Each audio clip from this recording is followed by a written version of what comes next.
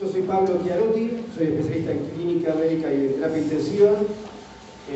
Bueno, trabajo en el Eva Perón, en el Hospital Alberdi. Y bueno, y el tema coma, yo le cambié el título por enfoque del paciente con un deterioro de la conciencia, porque hay estadios previos al coma que son importantes y fundamentales de verlos también. Primero tenemos que saber lo que es la conciencia. La conciencia sabemos que es el pleno conocimiento de sí mismo y del medio que nos rodea. La conciencia tiene un contenido, este contenido es la función de los hemisferios cerebrales y es la suma de las funciones mentales. Tiene un estado de vigilia que es dependiente del tronco encefálico, pero esta conciencia puede ser afectada por problemas, ya sean parciales o globales, que tendrán diferente significado clínico según la afectación y según el sitio donde está afectado el sistema nervioso. Entre las afecciones parciales de la conciencia nosotros encontramos. Estas son las parciales, pero van a ver después cuáles son las globales. Tenemos la obnubilación, por eso el cambio de nombre de coma por la alteración de la conciencia. El primer paso es la obnubilación. En la obnubilación tenemos la atención y la percepción de la persona que está alterada. Es un paciente que está distraído, puede estar tranquilo o puede estar irritado. Eso no es lo más importante. Pero esto significa que está lúcido y conserva las funciones superiores. Eso es obnubilación. Si vamos profundizando en el deterioro, tenemos la confusión. En la confusión, la atención, la memoria y las ideas están alteradas. Es un paciente que ya está desorientado. No está lúcido, pero sí está vigil. ¿Saben la diferencia entre lúcido y vigil?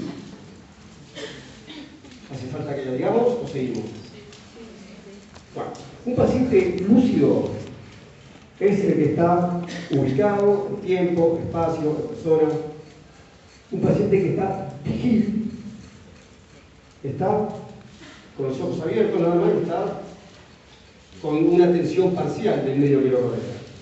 Esa es la diferencia, lúcido y vigil. Nosotros decimos lúcido, ubicado en tiempo y espacio, o decimos está vigil, solamente vigil.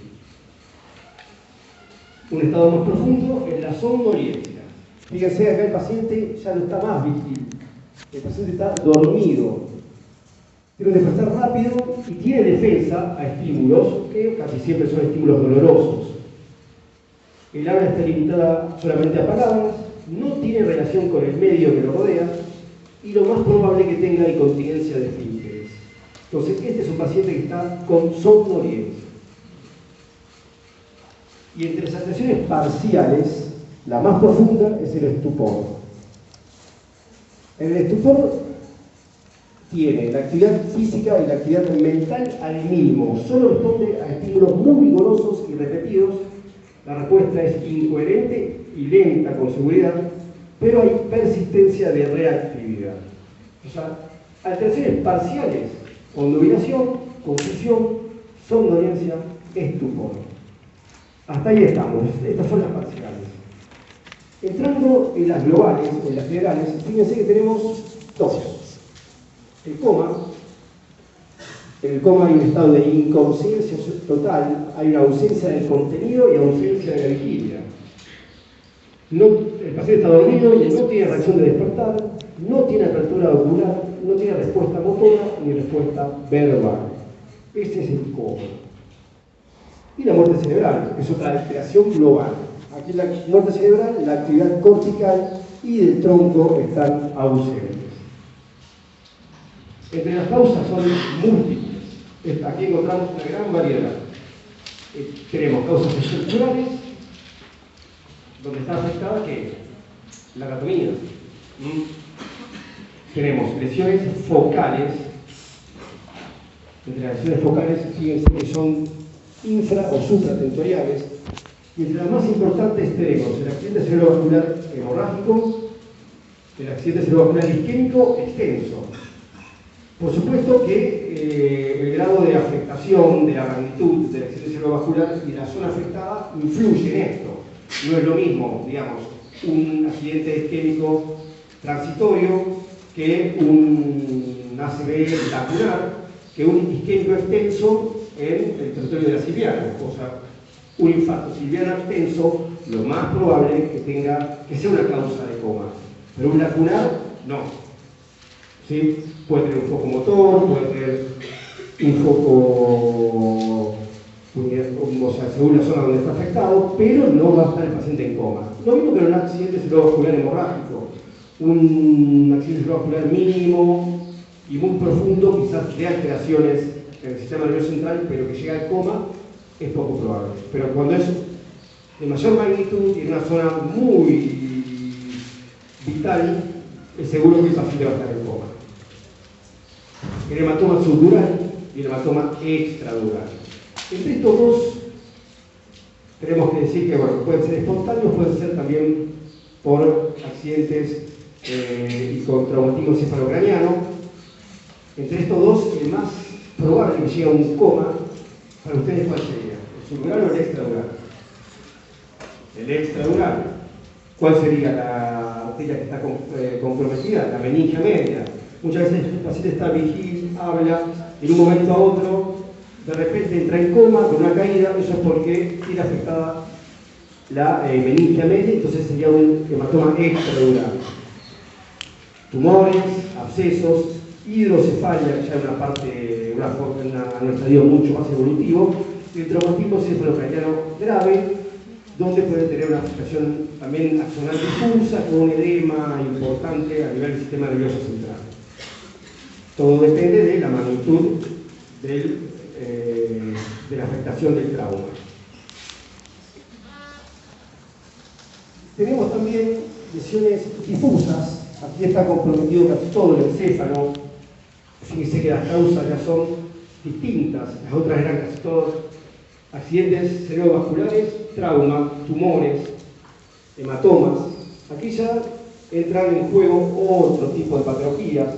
Por ejemplo, una meningitis, una meningoencefalitis o una encefalitis, un estatus epiléptico. Recuerden que una persona que tiene una convulsión, sobre todo si es una convulsión tónico-clónica generalizada, va a tener un estado posictal, que ese estado posictal varía, puede ir desde una alteración en la visión, desde una alteración en el habla, hasta un coma, lo que llamamos un coma posictal, o sea, posterior a una convulsión.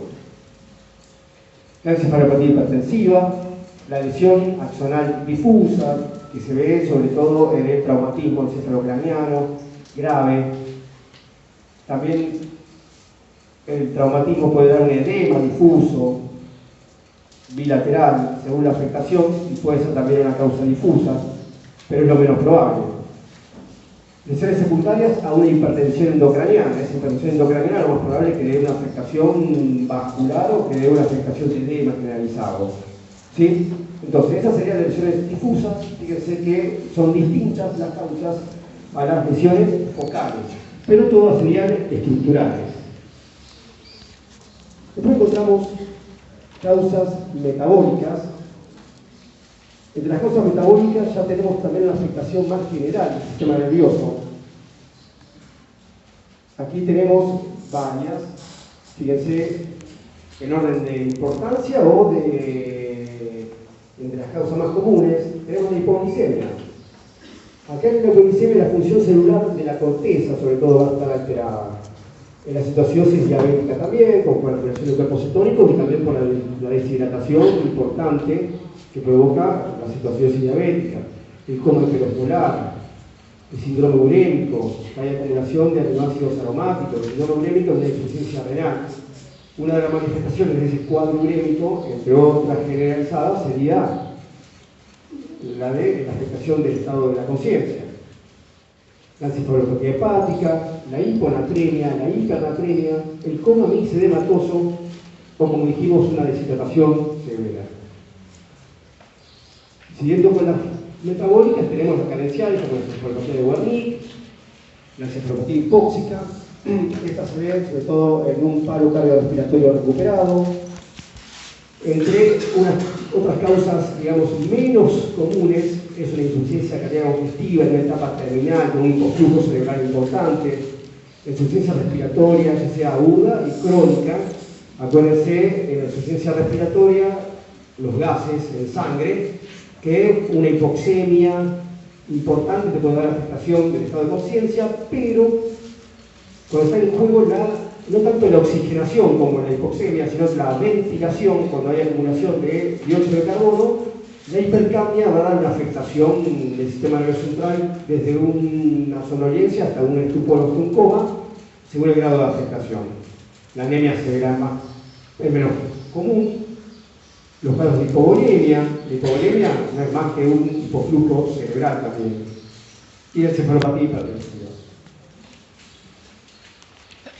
Entre las causas también encontramos las físicas, que sería la hipotermia o el golpe de calor, y las tóxicas, donde entre las tóxicas hay algunas que son, por ejemplo, menos comunes, como los metales pesados, y hay otras que son diariamente lo vemos. Entre ellas la más común, ¿cuál es? El alcohol. El alcohol te puede afectar y dar coma desde, múltiples causas. Fíjense que desde una intoxicación con alcohol hasta por ejemplo, hasta traumatismos provocados por el alcohol. El alcohol ya es un tema para tocarlo en forma más extensa y en otro momento, porque la verdad que es un problema social de los más importantes. Entre ellos también tengo los fármacos, los inoxidantes, los barbitúricos, los opioides, etc. Shock séptico y la bacteriana también pueden llegar a provocar, por toxinas, afectación del sistema nervioso central. Y la intoxicación también por monóxido de carbono, donde te da una afectación de ese sistema nervioso central en forma silenciosa, y es común verlo sobre todo en invierno, en los lugares donde tiene menos recursos, lamentablemente. Ahora entramos, y dejando de lado las causas, los lugares donde puede estar afectado el sistema nervioso central, entramos en lo que quizás le interese más a ustedes, que es cómo encaramos y cómo evaluamos un paciente en coma o con una afectación del estado de la conciencia. Lo primero que hacemos es un examen neurológico de urgencia, sería un mini examen neurológico.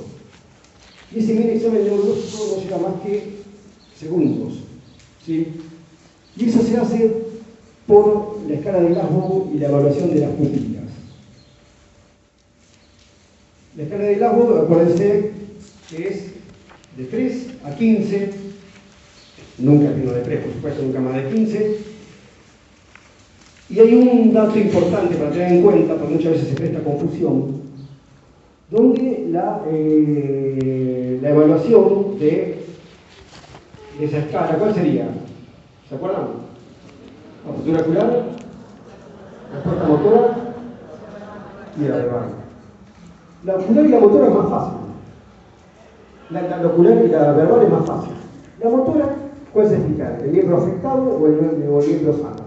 Si tiene un foco de una hemiparesia, por ejemplo. ¿El que está enfermo o el que está sano? ¿Cuál evalúa?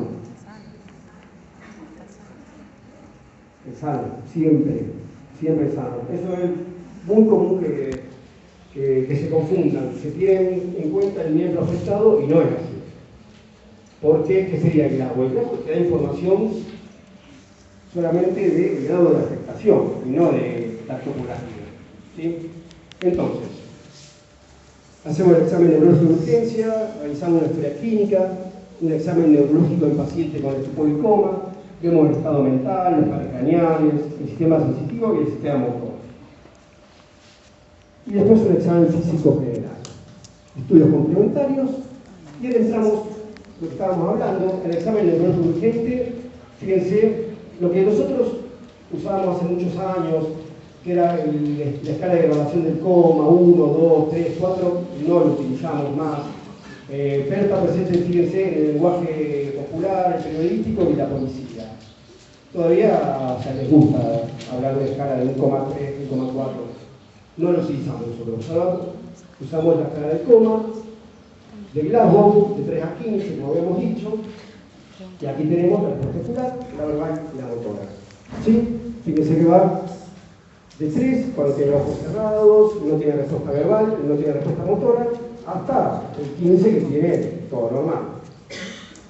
Y después, como decíamos, la respuesta motora, siempre tener en cuenta la mejor respuesta motora y no el miembro afectado.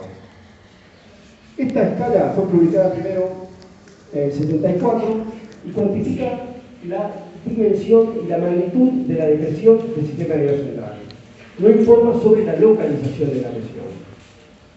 Y una cosa importante que, por ejemplo, que hay que tener en cuenta es que no debe realizarse con efecto de depresión del sistema nervioso central o con relajante muscular. ¿Por qué? Porque está alterada por fármacos. Por ejemplo, nosotros recibimos un paciente con un traumatismo, hacemos el mini examen neurológico, vemos las pupilas, vemos el Glasgow, y después se medica al paciente, por ejemplo, para colocar una resistencia respiratoria, porque ahí tenemos que usar depresores y relajantes musculares. Y ya el Glasgow ya es imposible cuantificarlo. O sea que eso se hace siempre sin efecto de medicamentos. Siempre, por eso. Y un dato importante también nos dan las pupilas. Esto es con el solo hecho de abrir los ojos y enfocar. ¿Sí? Las pupilas, cuando son isocóricas, son reactivas, son intermedias, 2 o 3 milímetros, son normales, son pupilas normales. Cuando son isocóricas, intermedias, pero son más lentas, ya puede haber algún tipo de lesiones, ya sea en el encéfalo o en el diencéfalo. Unas pupilas que son mióticas, que no responden a la luz, acá hay casi siempre 2 opciones. Fármacos, entre ellos el más común son los opioides, acuérdense, los opioides que dan pupilas puntiformes, mióticas, o lesiones del tronco encefálico, sobre todo a nivel del puente. Entonces, pupilas mióticas que no responden, o fármacos, el más común los opioides, o lesión del tronco. Importantísimo eso. Si las pupilas son miliáticas, no responden, tenemos lesiones en el bulbo o en el puente también. ¿Sí? Muchas veces tenemos lesiones unilaterales, que eso ya sería una anisocoria, que puede ser estructural o lesión del tercer par, o sea, una hipertensión endocraniana, un traumatismo encefalocraniano. Está el paciente con pupilas normales y hace una anisocoria. Ese paciente está entrando en un coma y ese paciente va a requerir un tratamiento urgente que puede llegar a ser una neurocirugía. Pero también tenemos daño directo del tercer par con un traumatismo local a nivel del tercer par, y ese paciente va a tener una anisocoria, pero un paciente que habla, está lúcido con anisocoria, después de un golpe no va a ponerse a eso. Si tiene anisocoria, no va a hablar seguro. Y otro dato importante también, sobre todo en los viejitos, es cuando tienen anisocoria por cirugía ocular previa. Muchas veces las cirugías por cataratas, ya la pupila no es normal, no tiene esa respuesta motora. Entonces tienen anisocoria, pero por cirugía previa. ¿Sí? Otras pupilas son isocóricas también, pero son reactivas, también ver algunos tipos de alteraciones metabólicas, como ser la cetoacidosis diabética, el monóxido de carbono, el hipercambio. Siempre debemos realizar una historia clínica, pero ustedes fíjense que la historia clínica se hace después de hacer el mini examen neurológico, ya sea el Glasgow, pupilas. Porque esto es rápido. Por ejemplo, tiene un paciente que está en coma. ¿Por qué digo que debe ser rápido? Porque muchas veces salva la vida en cuestión de segundos.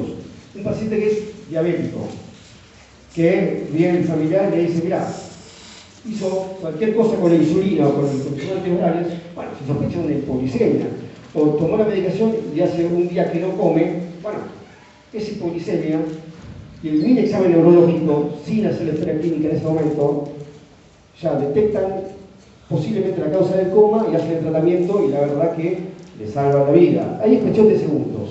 La hipoglicemia es eso, es cuestión de segundos. Para salvar la vida o para salvar secuelas probables. La historia clínica te da una información que puede ser rescatada del mismo enfermo según la afectación, de familiares, de testigos, de la policía y también del médico de ambulancia. El médico de ambulancia cuando llega al domicilio, cuando llega, por ejemplo, a un posible traumatismo en la vía pública. Es importantísima la información del médico de ambulancia. Y entre esta información que nosotros podemos rescatar, algo importante, por ejemplo, es cómo se inició el cuadro. La forma de inicio del cuadro. Por ejemplo, si es una iniciación brusca, entre ellas tenemos hemorragias, embolias, las embolias casi siempre algo importante y masivo como el territorio de la siliana, o todo un territorio carotidio, o las intoxicaciones. Si es progresivo la aparición del cuadro neurológico, son los tumores, donde va ocupando espacio, una masa ocupante de espacio, las trombosis cerebrales, la encefalitis, la encefalopatía hepática o la encefalopatía urémica. Ustedes fíjense que ya va orientando hacia el diagnóstico y el abanico se va achicando ya. Si bien no es la regla, 100% esto, pero ayuda mucho. Si tuvo un traumatismo previo, rescatar esta información. Si un traumatismo reciente, y bueno, evaluar siempre la contusión pulmonar, el hematoma extradural, el edema generalizado. Si es antiguo, un hematoma subdural, sobre todo si es crónico. Los hematomas subdurales se ven mucho en pacientes, por ejemplo, con etilismo crónico, donde está alterada la conducta, está alterado el equilibrio, pero también están alterados los tiempos de coagulación, acuérdense, que van a tener una coagulación defectuosa, con prolongación del tiempo de protrombina, por afectación de los factores de coagulación de los expedientes de vitamina K, pero también va a tener plaquetopenia, lo más probable, fosfolípido. Entonces tenemos traumatismo del cráneo, quizás hasta leve, que se acuerda del paciente, con alteraciones de la coagulación. Y ni hablar de los pacientes que están anticoagulados por cualquier tipo de razón. ¿Sí? Por una enfermedad crónica, donde el paciente puede estar con un tratamiento anticoagulante. Entonces, en ese paciente siempre pensar que puede llegar a tener un hematoma subdural crónico cuando tiene un deterioro de conciencia que se manifiesta en forma progresiva. Si tuvo una sintomatología neurológica previa, un paciente con cefalea, y pensar en una masa expansiva, una masa ocupante de espacio que provoca dolor, en una hemorragia supraracnoidea también. Si el paciente tuvo convulsiones previamente, pensar, bueno, puede ser esto un coma postictal, pero también pensar en otras causas que provocan convulsiones, como ser drogas, medicamentos, accidentes cerebrovasculares que afecten la corteza cerebral, tumores cerebrales, que pueden provocar convulsiones y como primera manifestación neurológica tener convulsiones y después entrar en un coma postictal. Si el paciente manifiesta o la familia que tuvo un foco motor, un foco sensitivo previo, acá, bueno, son los accidentes cerebrovasculares, los procesos expansivos de un tumor y la leukoencefalitis multifocal progresiva. Esto se ve sobre todo en etapas terminales del paciente con VIH. Otra vez, consumo de alcohol, es la causa más frecuente de coma. ¿Sí? Se provoca por hipoglicemia y por déficit de tiamina, más allá de intoxicación por el mismo alcohol. Adicciones. Por eso yo decía la información del médico de ambulancia, de la familia, por ejemplo, si hay frascos vacíos o blisters vacíos de drogas alrededor del paciente, si tiene alteraciones o antecedentes de drogadicción, antecedentes de intento de suicidio y medicamentos utilizados por otros familiares. Por ejemplo, preguntar siempre si hay alguien en la familia que use psicofármacos o que use algún tipo de antidepresivo o también que usen analgésicos tipo opioides. Hay familiares que, bueno, que tienen alguna enfermedad oncológica, por ejemplo, y tenga algún tipo de opioides, ya sea morfina, que puede venir también en comprimidos, en infartitos, o sea, que puede también consumir algún familiar con intento de suicidio o en forma accidental. Todos esos datos son importantes. Pero también fíjense algunas enfermedades asociadas, que nosotros podemos rescatar esta información. Por ejemplo, la diabetes, pensar en una hipoglicemia, un coma hiperosmolar, o una situación diabética también, pero es más progresivo eso. Si es hipertenso, ver hemorragias cerebrales, encefalopatía hipertensiva, algún tipo de valvulopatía, una enfermedad cerebrovascular, cardiopatía, por ejemplo, arritmias. Las arritmias, sobre todo la fibrilación auricular, que puede dar una enfermedad, o alguna embolia cerebral o una enfermedad cerebrovascular. Si son pacientes que toman anticoagulación oral, puede ser una paralisia cerebral. Si el paciente tuvo fiebre días anteriores, pensar en una meningoencefalitis. También si tuvo, por ejemplo, otitis, si tuvo sinusitis, porque puede tener una afectación del sistema nervioso central infecciosa por contuvidad. Una otitis, una sinusitis puede dar meningitis. Y si tiene alteraciones psiquiátricas, pensar también en el suicidio. Ustedes interrumpan, pregunten, no hay ningún tipo de problema. Bueno, ahora entramos en el examen neurológico completo. Esto no es fácil, sabemos que no es fácil, es muy engorroso, pero bueno, tenemos que ver el estatus mental del paciente, que puede ir, como dijimos, desde una simple conmovilización hasta el coma, pasando por los otros periodos, cómo observamos al paciente, la postura que toma, si tiene los ojos abiertos, si tiene los ojos cerrados, si tiene mandíbulas caídas, eso te habla de una afectación del sistema nervioso central mucho más importante, si tiene movimientos espontáneos, si tiene convulsiones, o si tiene un vagabundeo ocular, que eso también te habla de una afectación más profunda, porque también las pupilas y el Glasgow. Seguirlo siempre, o sea, acuérdense que el Glasgow y la pupila es siempre, puede sufrir variaciones en el tiempo, o sea que controlarlo seguido, no por primera vez y después dejarlo al paciente sin seguir evaluándolo. Ver los signos meningios. Y acá es importante esto: si el paciente sufrió un traumatismo de cráneo o un traumatismo de cuello o un traumatismo medular, no hacer flexión, porque si no agregamos más daño al que tiene el paciente. Acuérdense que muchas veces la inmovilización ahí es el tratamiento más efectivo, más importante para evitar lesiones de la médula. No se olviden eso cuando ven a un paciente, sobre todo con un traumatismo, o sospecha de un traumatismo, y lo encuentran en la vía pública, no realizarle la dorsiflexión pensando que puede tener un foco meningio porque puede provocar daño. Y acuérdense también que el síndrome meningio puede estar provocado, ya sea por infecciones, pero también por una hemorragia subaracnoidea. O sea, la hemorragia subaracnoidea te da un síndrome meningio.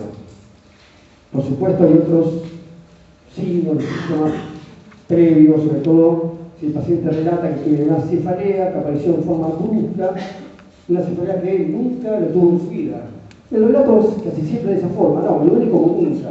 Y empezó de golpe hace 3 horas, por ejemplo. Pensás siempre una hemorragia subaracnoidea por ruptura de algún tipo de aneurisma cerebral. Evaluación de pares craneales. Es difícil, seguro. No es fácil. Pero bueno, a grosso modo, hay que ver cómo está la visión, cómo ve el paciente, cómo escucha, el reflejo oculoencefálico, no el trauma cerebral, acuérdense, ¿sí? Cómo está el reflejo corneano, y la estimulación calórica no la hacemos. Evaluamos el sistema motor, si tiene movimientos espontáneos, focales, o si tiene paresia.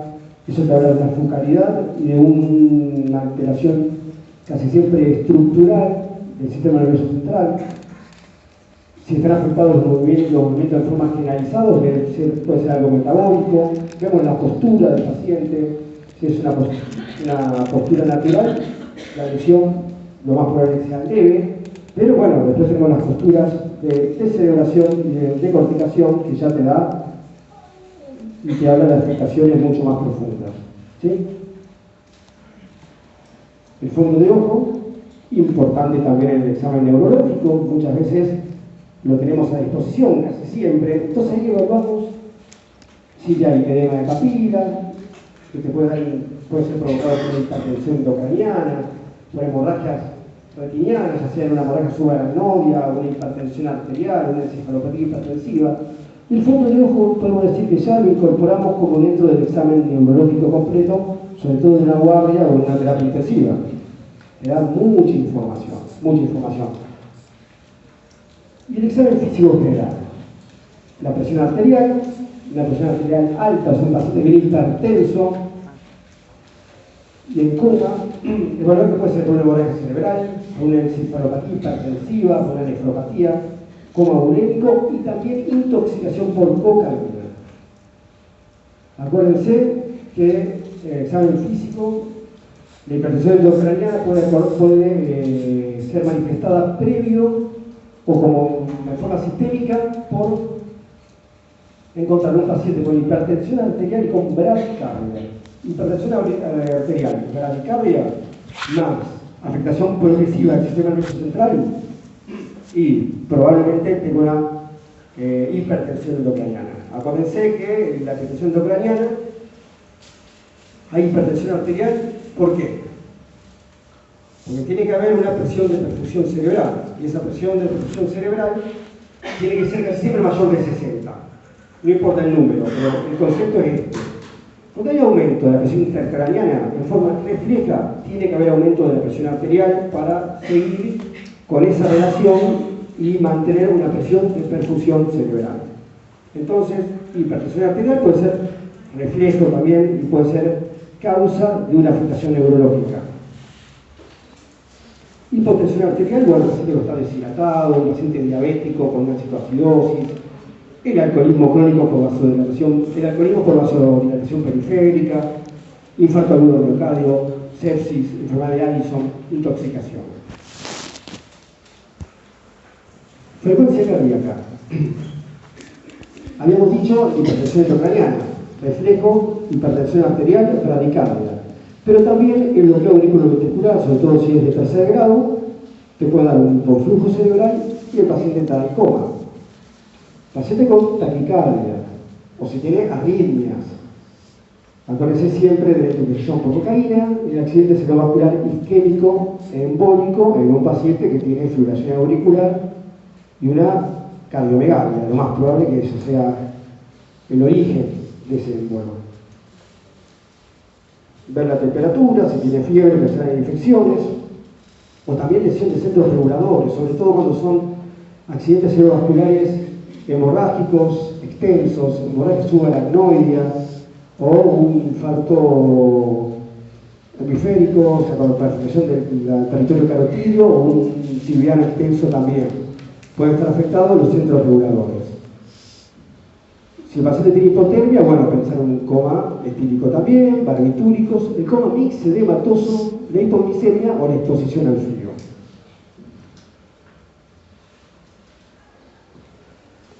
Ahora entramos en el examen físico general. Esto es lo importante. Colocamos la respiración. Si tenemos una respiración de Kuhn-Paul, bueno, lo más probable es por acidosis. Esta puede ser una citosis diabética, urémica, intoxicaciones, entre ellas la intoxicación por aspirina, por alcohol metílico también. Cuando hay respiración de Jane-Stop, puede haber lesiones cerebrales, ganglio basal, lesiones de tronco, una respiración superficial por depresión del centro respiratorio, sobre todo cuando hay hipoxemia, hipercambia, ¿sí? Hipoventilación, para compensar una acidosis metabólica, insuficiencia respiratoria, encefalopatía hepática, y analgésicos como ser los opioides. Evaluamos el aliento, que también es importante, si tiene olor a alcohol, pensar que puede ser paciente alcoholizado, olor a manzana, una cetoacidosis diabética, un aliento urinoso en una uremia, un feto urinar hepático en un paciente con una hepatopatía crónica. Esto es importante. Evaluamos la piel. Al paciente lo revisamos en forma entera. Vemos hasta los mínimos signos que pueden aparecer en piel también. Un paciente que está en cianosis, pensar en una insuficiencia respiratoria, ya sea cual sea la causa, una insuficiencia cardíaca congestiva con hipoflujo cerebral. Si el paciente tiene estigmas de hepatopatía crónica o ictericia, en un coma hepático, ¿Se acuerdan los estigmas de hepatopatía? A nivel del cuello, ¿qué tenían en el cuello? Hipertrofia parotidia, ¿sí? ¿Qué más? Las alteraciones de la piel, circulación lateral, equimosis, petequia, a nivel de las mamas que puede tener.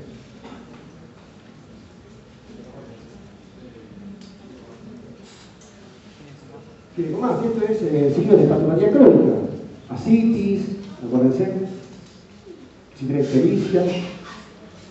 La coloración rojo cereza, sospechar siempre, sobre todo en los labios, comienza, después puede ser generalizada, identificación por monóxido de carbono. Acuérdense que en los lugares de menos recursos, muchas veces para calentarse en invierno usan brasero, fogatas dentro de la casa, entonces eso muchas veces son intoxicaciones por monóxido, o también una estufa donde no hay ventilación que puede dar la afectación del monóxido de carbono. El paciente que está pálido con una anemia extrema o el paciente en shock. Y si el paciente tiene palidez más taquicardia, está en shock hasta que se encuentre lo contrario. ¿Sí? Si tiene sitios de venopunción, pensar que puede haber tenido erección endovenosa. Si tiene hematomas en el cuerpo, o petequias, pensar en una coagulopatía, o en un paciente que tiene tratamiento con anticoagulantes orales. Entre los exámenes complementarios, el laboratorio, tenemos el laboratorio, o sea, siempre tenerlo antes que cualquier terapéutica. Entre lo más importante tenemos el hemograma, la glucemia, el estado cielo-base, ionograma, calcemia, función renal, hepatograma, tiempos de coagulación. Con eso me arreglo ya. ¿Sí? Si me dan de elegir dos de entrada, rápido, elijo. ¿Qué eligen ustedes? El bioquímico me dice no, dos. Te vamos ya dos y el otro lo hacemos después. ¿Qué eligen? Hemograma y tiempo de coagulación. ¿Hemograma? Se mata. Y entonces vos si ves que está hipoxémico, si está con cianosis, si no está taquimédico, cómo no lo puede manejar. Y poco es ionograma y qué más. Y la glicemia, chicos, la glicemia, fundamental. Esta es cuestión de segundos. O sea, una hiponatremia marcada. Y aparte de la hiponatremia marcada, es importante porque si ustedes corrigen en forma brusca la hiponatremia y suben en forma brusca ese sodio, agregan daño. ¿Cuál sería el daño? Melioisis continua. Entonces pueden provocar daño a ustedes. Entonces, yo elegiría el ionograma y glicemia. Ahora, si tengo una tira reactiva para una cuché, ahí bueno, te elijo estado cielo-base, pero es así. O sea, piensen en esto, lo que más rápidamente te puede matar a un paciente. Una hipoglicemia y una corrección rápida del sodio. No la hiponatremia, porque la hiponatremia te da un coma progresivo, lento, ¿sí? Pero la reposición rápida de esa hiponatremia mata al paciente. Si no corrigen la hipoglicemia, se muere el paciente o queda con secuelas severas. ¿Sí? Y es segundos. Bueno, después sí, le pido el resto. Se puede hacer todo rápido, mejor. Bueno, pruebas para toxicología, sangre, orina, jugo gástrico, ahí se pueden recabar las muestras. Radiografía de cráneo, siempre en trauma, pero lo acompañamos con una protección de la columna cervical y sacamos una radiografía de la columna cervical, tomografía de cráneo, resonancia magnética. Esto es aconsejable en un coma donde no tenemos diagnóstico, por ejemplo, corregimos la glicemia, se despertó del coma, no le hacemos una tomografía. Si bien hay momentos en que tenemos, sobre todo en los niveles más elevados de complejidad, donde muchas veces tenemos la tomografía, el resultado antes que el resultado del laboratorio. Pero bueno, son cuestiones de evaluar. ¿Sí? Entonces, y es obligatoria cuando hay sospecha de una causa neurológica, accidente cerebrovascular, hemorragia subaracnoidea, tumores, absceso, hematoma subdural y extradural. Esto es importante, mirá, una tomografía normal no te excluye una lesión anatómica. ¿Sí? Esta lesión anatómica tiene que tener un diámetro que es casi siempre mayor a 0,3, 0,5 centímetros y un tiempo de evolución. ¿Por qué digo esto? Porque, por ejemplo, el accidente cerebrovascular isquémico requiere en la tomografía por lo menos 24 horas mínimo para ser vista. Distinto es en una resonancia magnética. La resonancia magnética se ve de entrada. ¿Sí? Y así que pedimos la resonancia cuando, por ejemplo, la tomografía es normal, pero el paciente tiene una alta sospecha de un accidente isquémico y no le alcanzamos a ver la tomografía, o cuando sospechamos algo del territorio posterior, que no se puede evaluar en la tomografía, ya sea cerebelo, tronco encefálico, no se ve bien en la tomografía, no se ve. Entonces ahí sí necesitamos una resonancia magnética. Otros cuadros, por ejemplo, una encefalopatía o una encefalitis, ya sea viral, por ejemplo, vamos a encontrar signos en la resonancia y no tanto en la tomografía. Ahora, una hemorragia, ¿en qué se ve mejor? ¿En la tomografía o en la resonancia magnética? En la tomografía. Una hemorragia subaracnoidea, ¿sí? ¿Dónde se ve mejor? ¿En la tomografía o en la resonancia?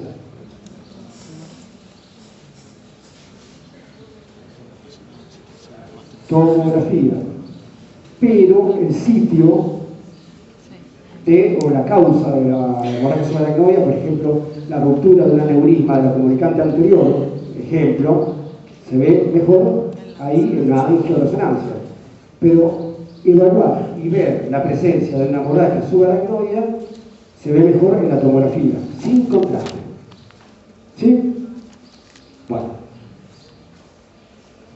Puede ayudar el electroencefalograma, sobre todo si hay, antes se usaba, por ejemplo, cuando teníamos intoxicaciones por barbitúricos y no encontramos un diagnóstico importante, no teníamos la certeza de dónde el entecimiento, en la onda, en la encefalitis herpética, cuando se sospecha de epilepsia. Ahí también.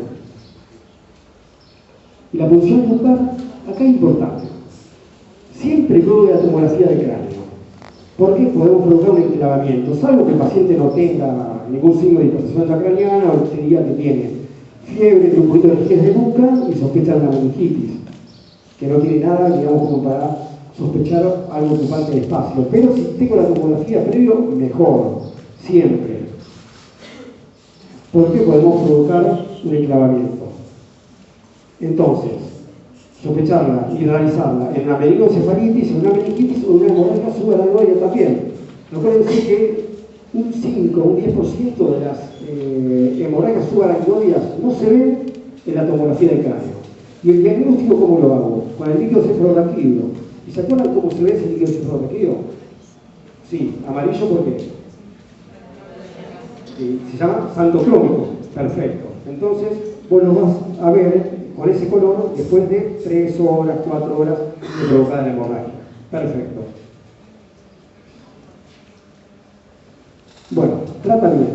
Esto voy a verlo en forma rápida, pero es importante. Es importante muchas veces para evitar la progresión de ese coma, para que sea algo permanente, pero también cuando ya hay un coma permanente, el paciente ya está con un estado vegetativo persistente, es importante un montón de cosas, porque no nos olvidemos que ese paciente está en coma y que no habla, no mira, solamente respira, ese paciente tiene un alma y tiene un espíritu. O sea que es importante el tratamiento del paciente en coma, aunque esté en coma.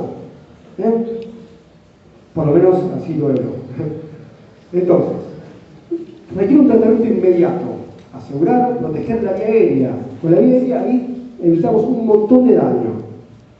Si hay traumatismo, estabilizamos columna para no agregar más daño. Y comenzamos las medidas de reanimación. ¿Cuáles son las medidas de reanimación? Fluidos. ¿Sí? Solución fisiológica. Nunca dextrosa, salvo que, bueno, vos me decís, pero una hipoglicemia lo salvo. No, hidratarlo con fisiológico y poner un glucosado hipertónico aparte. Pero siempre con fisiológico. Porque si tiene un edema cerebral, con el dextrosa se metaboliza el dióxido de carbono y el agua y aumentamos el edema cerebral. Ahí sacamos muestras para el laboratorio, electrocardiograma, vemos los gases, controlando los signos vitales o monitoreo cardíaco. Vamos a tener resultados: glucosado hipertónico, tiamina, flumacenil, naloxona. Eso en esa frecuencia. Digamos, el paciente salió una muestra del laboratorio, o no tenemos muestra del laboratorio. Por ejemplo, un paciente diabético está en coma, hacer el glucosado hipertónico. No me decís, sí, pero si tiene 9 gramos de glicemia, no importa, va a tener 9,5 después. Pero si tiene una hipoglicemia, le salva la vida. Si tiene un poquito más de glicemia, no pasa nada, tiene un poquito más, que es toda la que tiene. Entonces el concepto es importante ese, ¿sí? Entonces, paciente en coma, diabético, hacerle glucosado hipertónico. Le salvas la vida si tiene hipoglicemia. No pasa nada si tiene una hiperglicemia, la va a corregir después. Bueno, si tiene convulsiones, el tratamiento específico para las convulsiones, puede ser fentonía, fenobarbital. Hacemos examen de líquido cefalorraquídeo en la sospecha de meningitis. Si hay signos de herniación, bueno, o de hipertensión endocraniana, hay maniobras para la hipertensión endocraniana que son hiperventilar al paciente para prevenir el dióxido de carbono, solución fisiológica hipertónica o mannitol, y llamamos a neurocirugía. Esto más específico. Esa es la primera fase. Ya tenemos una segunda fase donde tenemos otras medidas. Colocamos sonda nasogástrica, sonda de Foley, muestras para toxicología también. Completamos el examen, corregimos las alteraciones metabólicas que descubrimos y vemos si hay necesidad de otro estudio, radiografía, columna cervical y otro según lo que necesitemos. Y una tercera fase donde realizamos la tomografía de cráneo, la resonancia, la resonancia magnética, el electroencefalograma, según lo que necesitemos, y podemos usar la PL si la necesitamos y todo lo otro no nos dio información. ¿Sí? Bueno, este es un algoritmo importante. Ustedes están en la guardia, dentro de un paciente en coma. Sacás el laboratorio y fíjate, vitamina B, pues puede ser un coma por etilismo, glucosado hipertónico mientras. Eso porque si es un paciente etilista, puede ser un guarniz. Entonces, vitamina B, glucosado hipertónico, en ese orden. Si el paciente no despierta, hacemos flumacenil y naloxona. ¿Saben lo que es flumacenil? Sería el antídoto de las benzodiazepinas, pero es transitorio el efecto, o sea, es para diagnóstico, no para tratamiento. Sospechamos que tomó, por ejemplo, midazolam. Hacemos el flumacenil, lo estimulamos al paciente, no responde. Mientras le vamos haciendo el flumacenil, lo estimulamos. Si responde, se despierta, es una intoxicación por benzodiazepina. Pero ojo, el paciente se va a volver a dormir porque es un antagonismo transitorio. También la naloxona, ¿para qué? Por opioides, desviación por opioides. ¿Sí? El paciente se despertó, va a la sala general o cuidados intermedios. No se despierta, veremos qué hacemos en UTI. Hacemos el mismo examen neurológico. El paciente tiene foco, le hacemos una tomografía. Y ahí evaluamos la visión. Pero va a terapia también. Este algoritmo es fácil y está bueno para usarlo, para tenerlo presente para la guardia externa sobre todo. Estos son los cuidados generales. Esto les comentaba que es importante que un paciente absolutamente independiente del equipo terapéutico y de la familia. La posición de la cabeza es importante, que está a 30 grados para asegurar una adecuada perfusión cerebral. Protegemos los ojos para evitar las úlceras. Acuérdense que los ojos pueden quedar abiertos, el paciente coma y provoca úlceras.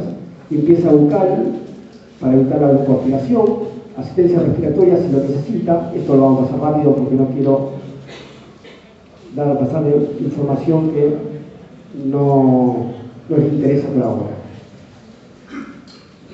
Y los cuidados generales, la alimentación temprana es importante, antes de las 48 horas, por sonda nasogástrica, por gastrostoría, importante la alimentación porque si no agregamos más lesión. Un paciente desnutrido va a ser más propenso a adquirir infecciones y a también tener úlceras por decúbito. ¿Sí? Un paciente malnutrido se enferma. Cambios de decúbito para evitar las escaras. o las úlceras por decúbito, kinesioterapia respiratoria, motora, musicoterapia, contacto familiar. Fíjense que ya tenemos un paciente que está en coma y muchas veces estos pacientes que están en coma no se recuperan de ese coma, pero es importante el tratamiento. No se olviden de cosas que dijimos. Ver la diuresis, toda patología neurológica, la glicemia siempre tiene que ser menor de 160 o de 140 por ahí, pero también tiene que ser mayor a 70-80 para evitar hiperglicemias e hipoglicemia. La sonda vesical puede ser de Silastics o de látex. La de Silastics dura más, adquiere menos infecciones, pero es incómoda. Si el paciente tiene sensibilidad, es más incómoda porque es más dura. ¿Sí? Bueno, gracias chicos.